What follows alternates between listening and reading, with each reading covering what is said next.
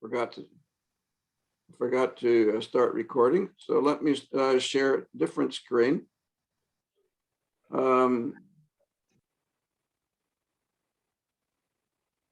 That's the Kindle.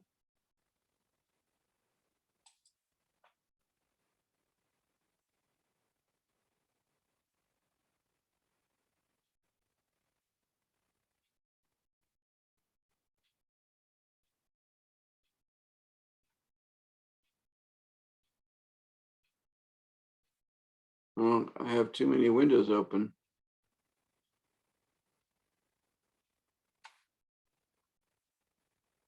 Funny, I'm not seeing the one that I need open, the one that I had before.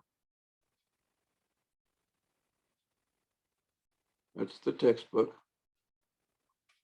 Okay, just a moment.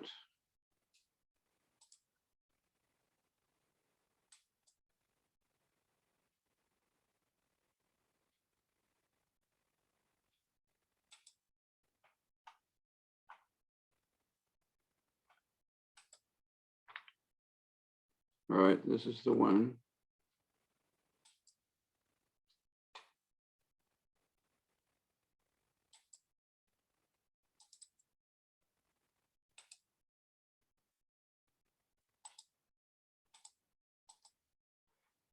All right, this is like your homework, where you were asked to classify the nouns in chapter 6 as being like gay, ending in eta, or like hemera, where the stem is either epsilon, iota, or rho, alpha pure nouns, or nouns which in an alpha but are not alpha pure, like doxa. So first of all, we need to look at those words. The word for love, he agape, is an eta noun. Notice that it ends in eta. So I just need to memorize agape, and probably I know it already, but I also need to know that it's feminine, and that article is not ha and not ta, but he. So I have now my third set of articles, and not just the endings of the first declension, but the feminine articles. And once we have these articles, we have all 24 forms of the article, and those will never change. Once we have all 24, we'll not have any more than that. And they will be very useful sometimes, because I might not know if this is masculine, feminine, or neuter with some words, but if I have the article, I know that it's, for example, in genitive or dative case. He agape is an eta noun and means love. Now, some like to say it means the love of God. It's different from human love, but that's not true. The word in Hebrew, ahav, means love, and it means all kinds of love. Physical, sexual love, love of God, everything. So I have to do some work of interpretation and context. I can't just go by the word itself. And the same with ahav. There's a king named Ahav, or Ahab, we call him in English. That's the word for love in the Hebrew Old Testament, or one of the main words. It is not, actually, there is a special word for the love of God, the covenant love of God, chesed. But one of the most common words in Hebrew, other than chesed, is ahav. And one of the most common words for love in the New Testament is agape. Now, later on, we will have phileo, the verb, and philos, love, which is more of brotherly love, but we have to remember that agape does not by itself mean the love of God or sacrificial love. It depends on the context. But I need to know the meanings of other words. Arche for example, means beginning. In arche ein hologos. In the beginning was the word, John 1, verse 1. And that's this word, arche. It is feminine, he, arche. And it is an eta noun, first declension.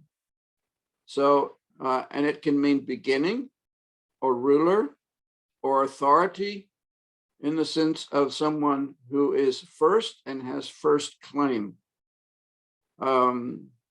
It actually comes, as many Greek nouns do, from verbs, and the verb form is achomai and means I rule. And that's where the idea of authority and ruler, and then the extension of meaning the beginning comes, and we have nouns that develop out of verbs. Gay, we've already met, is also an eta noun, he, gay, the earth, the ground, the land. In Hebrew Old Testament, Adam. It's the name of the first man, Adam, but it's also the word for ground. There's another word for land, Eretz. Eretz Israel, land of Israel. But it can also mean the whole earth. And just like in the Old Testament, Eretz can mean the whole earth, or it can mean the land, or the land of Israel in particular. Hey, gay also has this broad reach of meaning. We need 3 English words to describe this one Greek word, because it can mean all of these things depending on the context. Entole means commandment. It also means task or job. God has given us jobs to do, tasks, and this is also entole. So commandment is something positive from God, something he's asking us to do, or sometimes we're not to do. He gives us much freedom in that he tells us the things we're not to do, and everything else we are allowed to do if it's not prohibited. There's more to it than that, but right now, Zoe is the word for life, and there is a popular name for girls now in America, I suppose, maybe also in Pakistan as well, because I meet also American names there, like Jennifer, our oldest daughter. I've met Jennifer, and perhaps some of you have mothers or even our sisters named Jennifer. Zoe is a popular name now for girls, and hey, Zoe is the Greek word for life. Now, it was not used for girls' names in the New Testament. There is no one named Zoe. It simply means life. Phone means voice or sound. And depending on the context, I have to decide, is the person hearing a sound, or is he actually hearing someone speaking a voice, listening to a voice, or hearing a sound? And it can mean either one. He Adalfe is sister. This is not in your list on page 75, I think it is, the list of words, but I would like for you to add it to that list on page 75 because we need some more words. It's also an eta noun, of course. Sister. Notice it's feminine, he Adalfe, the sister and the brother, ha Adalphos. We know ha Adalphos, so it's no complication if I add one more word. In fact, I want to add 3 words to your vocabulary list, but this is the first one. He Adalfe, sister. So please add he adalphe to the list on page 75. If you borrowed your book rather than buying it, please write in pencil, not in ink. In case you don't go all the way through Greek, you stop and you give the book back to Mrs. Zenaria, then we want to be able to erase markings. Phone, we had sound already. Whoops, I'm going the wrong direction. Okay, he ecclesia, assembly or church. And it's important to remember in the New Testament that ecclesia, yes, it means the ones who are called out. Kaleo means to call, and we have kles, which comes from kaleo. And ek, out of, the ones who are called out of. But we should not make a theology out of this word, because ecclesia simply means assembly.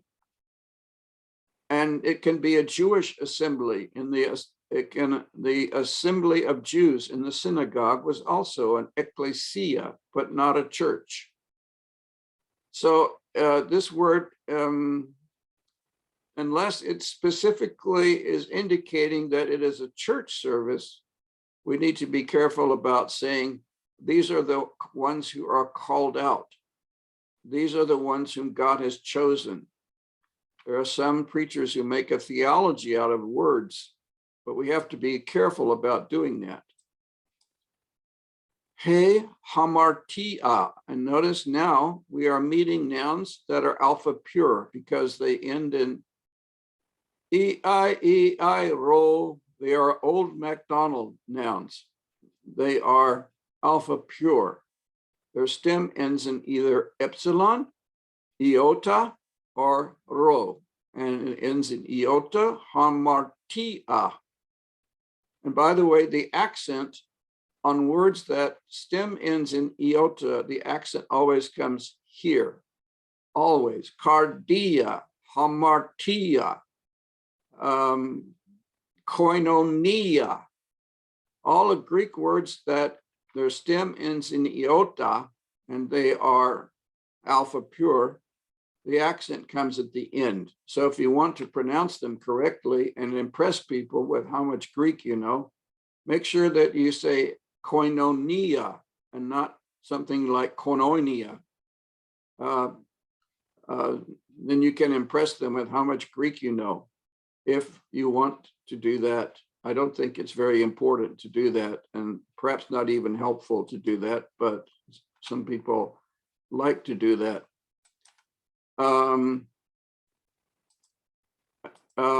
This word, of course, means sin, and it comes from missing the mark, especially when an archer shoots an arrow.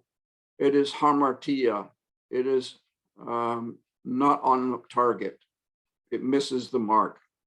This is the word for sin. There are other words for sin that describe different aspects of sin in Greek. This is not the only one. Interesting that when the missionaries went to Japan, they could find no word for sin in Japanese. The culture did not have a word for sin. And I can't remember what they had to do in order to get a word for sin in the Bible. We have many words for sin in the English language: transgression, and our debts in the sense of owing someone a moral obligation. Our transgressions. I can't think of the words right now. But we have many words for sins and kinds of sins in English. They come to us from the Bible. Our culture has been influenced by the Bible. He chara is also an alpha pure noun, means joy. Chara. And this comes from the verb chairo, which we'll meet in just a moment. But first, some words that are not alpha pure, And this one you must add to your list on page 75, glossa, which means tongue or language or utterance. Glossa. Notice that the article, the tongue, the language, or the utterance, depending on the context of the where it is used, is he and not ha. The article does not change. It will always be he. But this can be eta or alpha. Glossa. He, glossa. He, exousia. And we already know this one, the authority, the ability, or the right. It is a privilege. Privilege is another English word we could use because depending on the context, but in John 1:12, he gave them the exousia, the privilege to be children of God, the right to become children of God. He epangelia. Notice that this is pronounced with an N sound, two gammas together. Epangelia, the promise, the pledge. He, but it's alpha pure because it ends in iota. Sorry. So it's one of the alpha pure nouns. He hemera. We already looked at this one. Day. Sophia, also alpha pure, ends in iota. We'll also pronounce with accent on the iota. Sophia, koinonia, cardia. Words that stem ends in iota, the accent is always here. Not true of words that stem ends in epsilon or rho, but it is true of words that their stem ends in iota. This word means wisdom, and of course, it's also a word that has become a name for girls in the English language. Sophia, I think maybe some of your mothers or sisters are named Sophia. Doxa. I haven't seen doxa used in America as a name. Perhaps it is used in Pakistan. I don't know. Notice the he stays the same.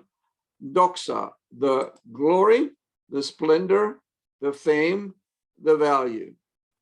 The doxa. If something loses its doxa, it has lost its value. There's only the shell left, but the real important part is gone. The doxa is the important part. It is the glory. In some context, it has the idea of splendor, of shining, but that is after effect, actually. It's not the essential meaning of doxa. Now, doxa is in your vocabulary list, but you need to add this one, which we now have the second time. I made a mistake. I have it in two places. He glossa, tongue, language, or utterance. You need to add it to your list on page 75. And the third word you need to add to your list is thalassa. He, notice, same article. He thalassa, sea or lake. So it means the Sea of Galilee was a thalassa. The Mediterranean Sea was for the Jews the Great Sea. But it was also, the salt water is also thalassa. So thalassa in Greek can mean salt water or fresh water. It does not distinguish between those. In English, we actually make a difference between sea, which is salt water, and a lake, which is fresh water. So it's actually should be translated the Lake of Galilee, which is fresh water, The Dead Sea, which is a sea, is salt water, very, very salty.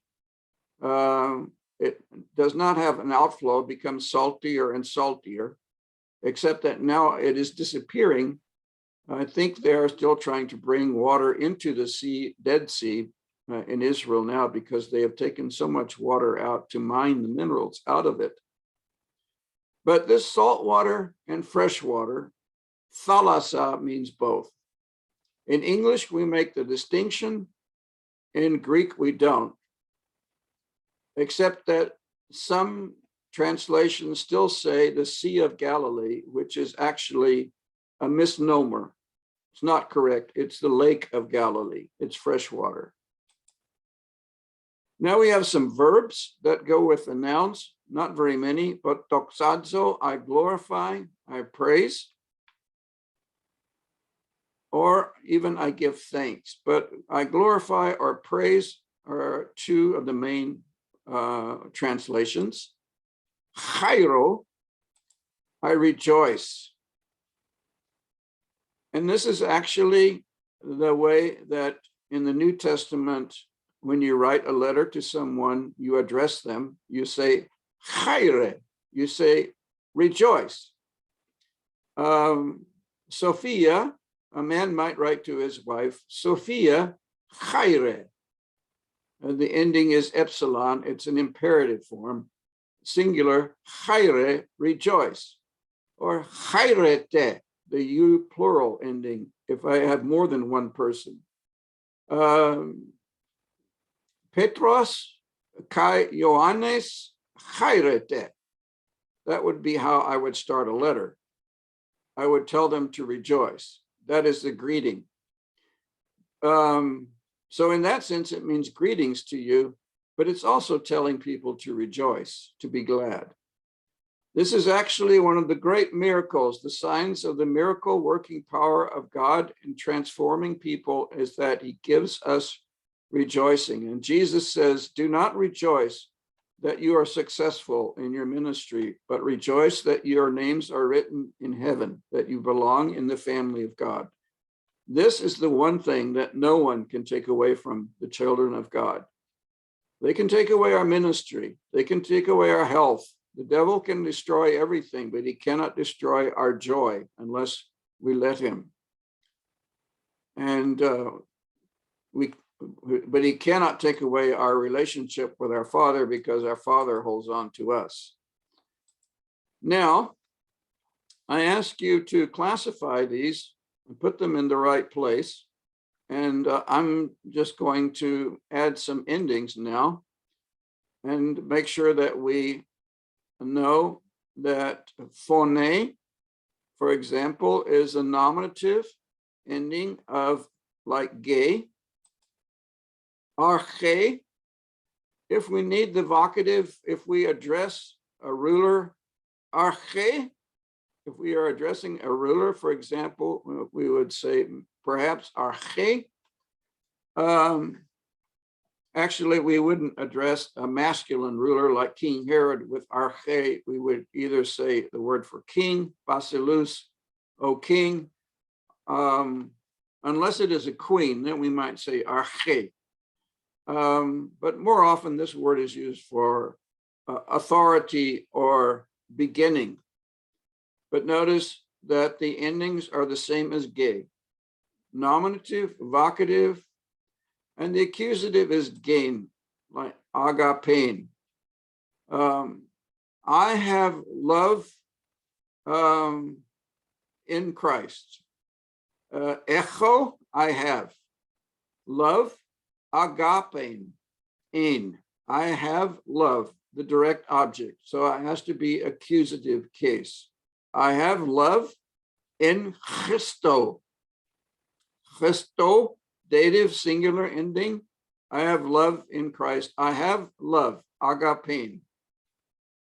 I have land. Perhaps I own a house and some land. I have land. Echo, I have. Gain, accusative, singular. Not gay, gain, because it's a direct object. Instead of ges, I'm going to use the word command, of commandment. And the Lord of the commandment would be tes into les, as we'll see the article in just a moment, of commandment, genitive feminine singular, into les, dative feminine singular, in the earth, in te ge. The preposition in takes the dative case, so the dative singular is eta with iota subscript, or in life and in death. In zoe, in life, kai, in thanato. Thanatos is death. We haven't had that word yet, but it's masculine. In zoe, in life, kai, in thanato. Omega, because it's second declension masculine, thanatos. But Aaron, we're just learning right now. Don't worry about those extra words. I'm just trying to make sentences to help us. So all of these words now are eta nouns, and these endings are the same. The plural lives, the plural of life is lives, L-I-V-E-S, not L-I-F-E-S. In English, L-I-V-E-S. And the accusative plural is as. So this would be beginnings. I see the beginnings. I'm looking at my teenage son and I see the beginnings of a beard growing on his face. Archas, the beginnings, plural. Now, if I have nouns that are alpha pure, like hamartia, himera, hamartia, ecclesia, exousia, notice the accusative feminine singular is on and not ein.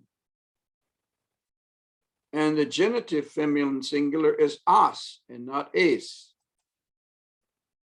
And I also have to remember that this of the promise, epangeli as, is the same ending as here in the accusative feminine singular for this word. And actually it will be the same for himeras, archas, accusative feminine plural is as, and here genitive singular with alpha pure nouns is also as. But I have words like doxa, thalassa, and glossa, which the only difference is the genitive feminine singular and the dative feminine singular are not alpha pure, but are like these words, eta words, dox es, not doxas, and dox a, thalasses, thalasse, in the lake, in te thalasse, not thalassa with the iota subscript, in te thalasse. And glossa is also one of these. These are the three main words, actually, which are like not alpha pure.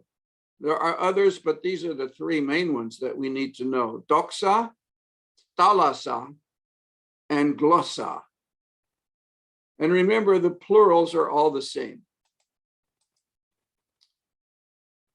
Now, I'm going to go ahead and introduce the feminine article to you. So now that you have all 24 articles, he, tain, tes, te.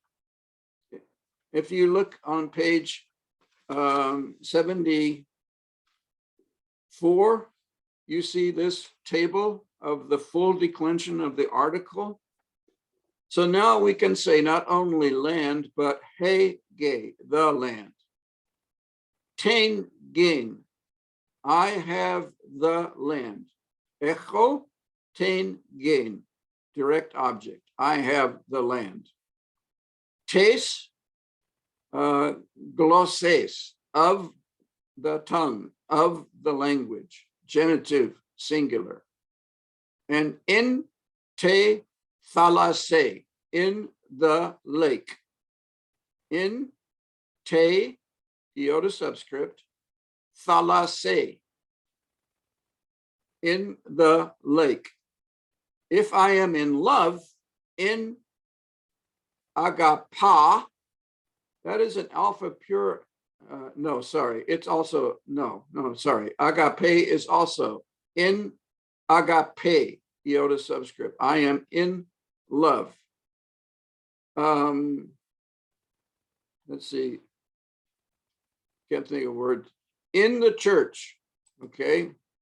In te ecclesia, okay? The article does not change to ta with iota subscript. It always stays te. Preposition in te,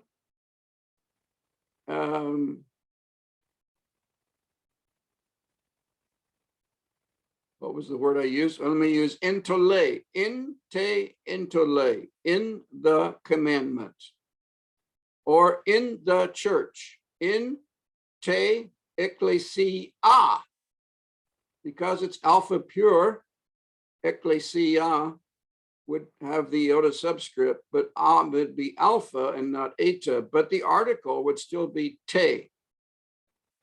And it's dative because the preposition in takes the dative case. And the articles for the plural are also I, tas, tone, and tais, dative plural. So now you see we have all the articles. We have ha, he, and ta. Ha, logos. He, agape.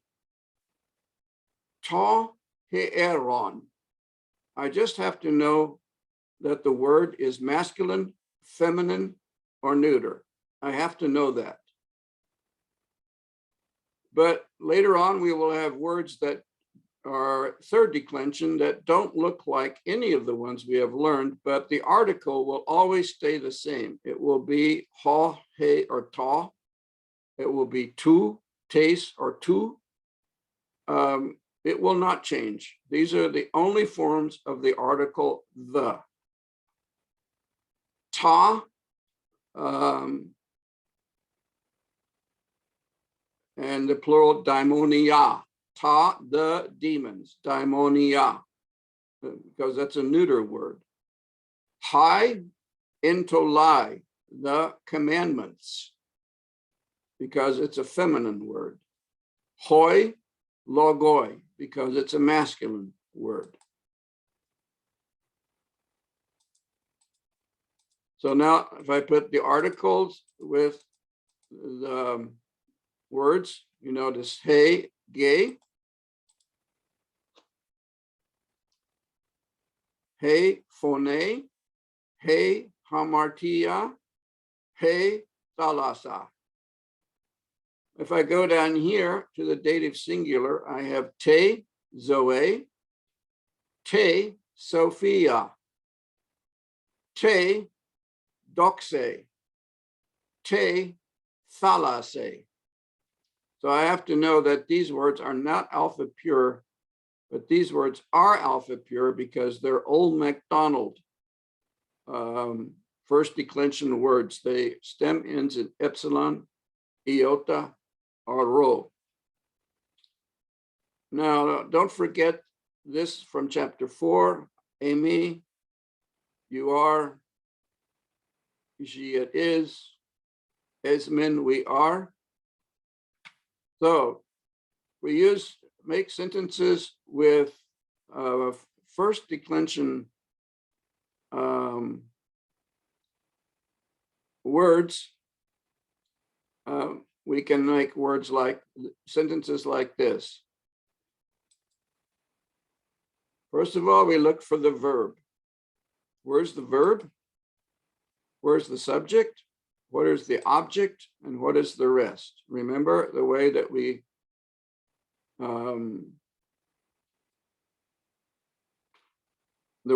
we approach sentences?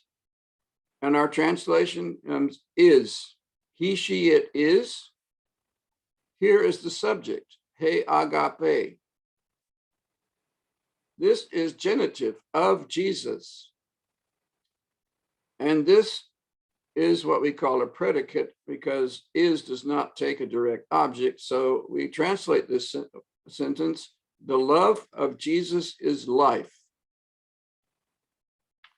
Now, why do we not say the life of Jesus is love? Because after all, we have is, and we have the nominative case here, Zoe. Well, the reason we don't say that is because Zoe does not have the article. And the way the Greeks tell you the subject is to put the article here with the subject and leave it off here. So this has to read, the love of Jesus is life, and not the life of Jesus is love. Without the article, when we have is, without the article or are, this has to be the subject, the one with the article. If I have this sentence, zeto, you remember zeteo from chapter 5. I seek. I'm looking for. I'm very much looking for. Zeteo is a strong word. I'm looking for, I'm seeking. Zeteo, but is a contraction. So I have just an accent to show the contraction. I seek epangelion tes zoes. Accusative singular. I seek a promise. Notice there's no article, so I should say a promise of life. I don't translate of the life because life in English is a generic noun, we call it. A life, liberty, and happiness, and words like that. Now, if you put the life, I won't count it wrong, but we'll just put a little mark through it so you know in English we don't use the article with life. Unless we're talking about a particular kind of life, the life of God, then we would say the. But otherwise in English here, we would say, I seek a promise of life. Actually, we would probably have ten epangelion, the promise of life. I seek. Again, look for the verb first, and the subject is I. I seek a promise of life.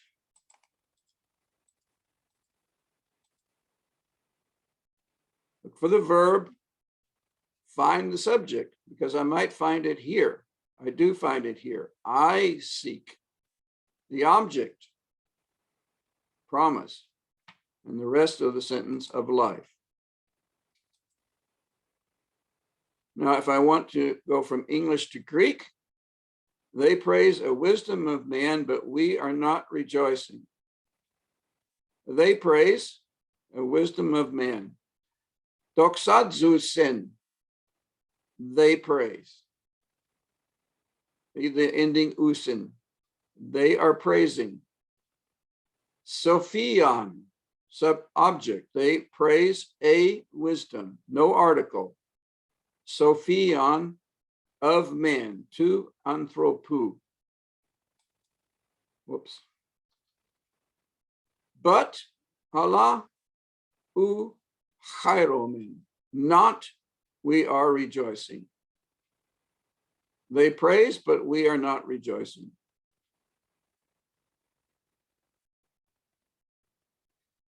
Now, in the last few minutes, I'm going to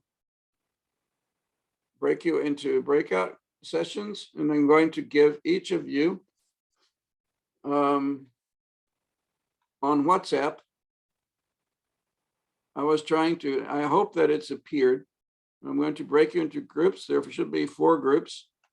If there are only 3, then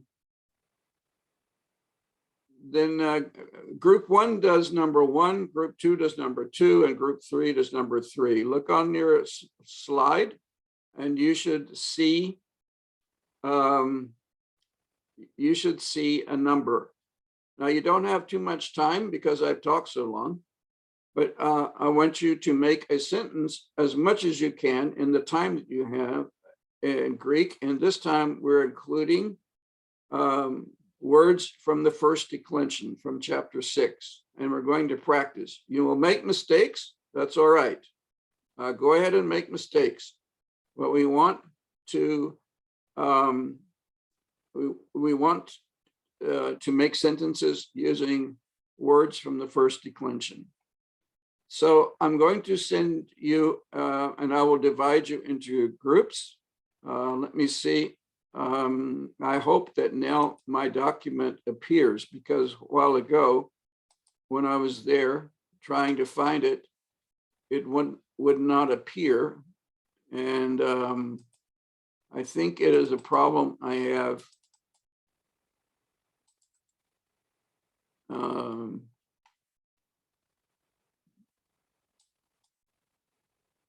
Don't know why is it saving it.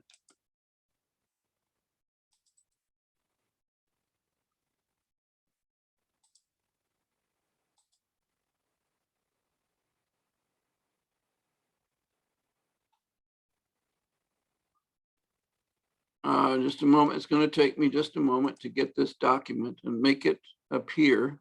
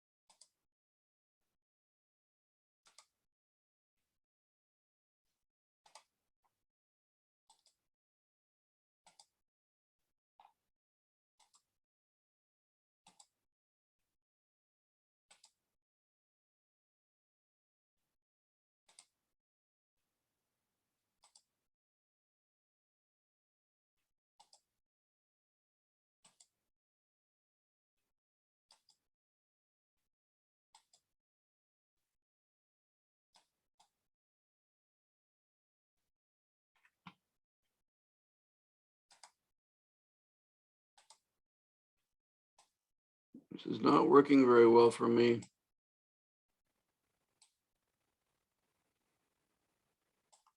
I save it and then it doesn't appear in the place where it's supposed to be.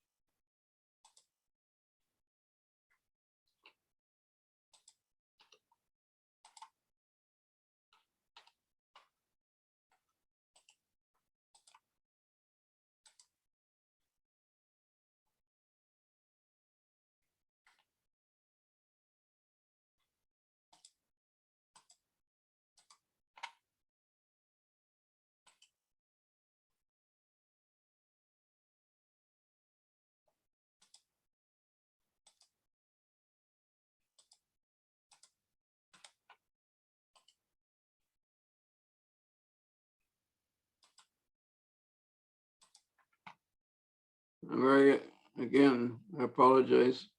It's taking so long.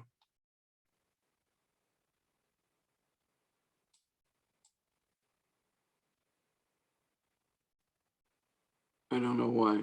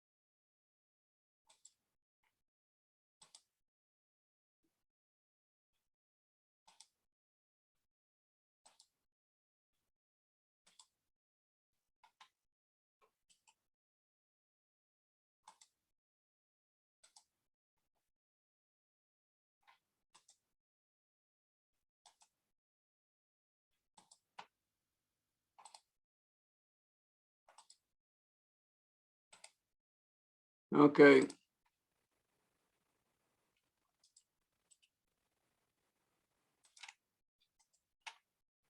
By the time we get this, we're going to have 3 groups. 1, 2, I'm not exactly sure. Let me see how many groups we have.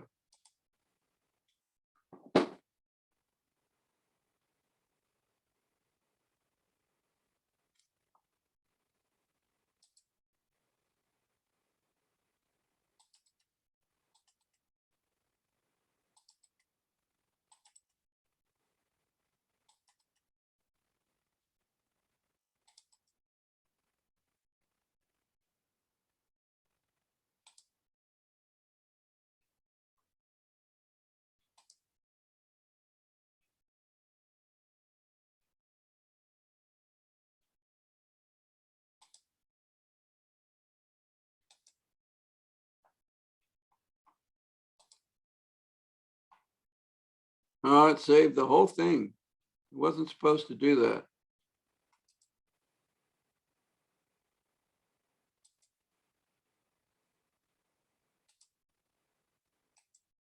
All right. Very frustrating. I need for you to look at slide number 20, 22,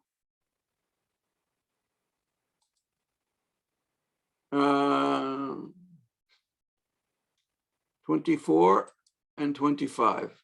Okay, 20, 22, 24, and 25. And again, my apologies that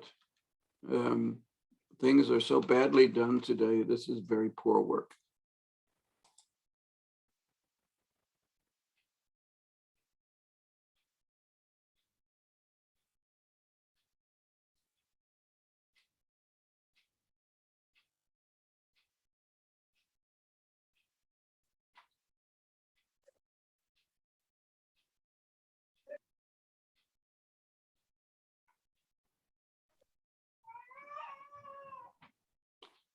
All right, I'm sure this was not an easy task for all of you. And also our time has run out. So what I'm going to ask you to do is to simply keep what you have finished this far in your group. I will take a picture of the group and keep that picture so I know who was in which group, and save it to the clipboard. And next time, at the beginning of class or sometime in the middle, at the beginning, we will probably have a quiz, probably vocabulary quiz about these words, because you need to learn these new words from chapter 6. And then we will look at the sentences that we have created. Group 4 had some difficulty because I gave you the word good, and I noticed that we have not had the word good. But I will put it in anyway next time. So we will look at these sentences. Please keep them. Somebody in your group should keep the sentence as much as you could do. That's all right. Doesn't matter. Just keep it, and if possible, send it to me. So and tell me which group, so I know, and that would help me, and I can write it out so I can have it. It doesn't matter if it has mistakes or if you didn't finish it. That's okay. All right, thank you. And again, I apologize for the long delays in today's class. There were reasons for that, but I won't go into that. And I will see you again on Tuesday. Please complete the homework. And if you have difficulties or questions, please ask these questions, first of all, to the tutors, Ms. Zenaria and Mr. Masood. And Zenaria is especially having coaching and sessions, and you should take part in these if you have any difficulties at all. Thank you, and God bless you, and good night Thank to you, sir. all. God bless you. Thank you, sir. God bless you too. God bless you, sir. Thank you for your time.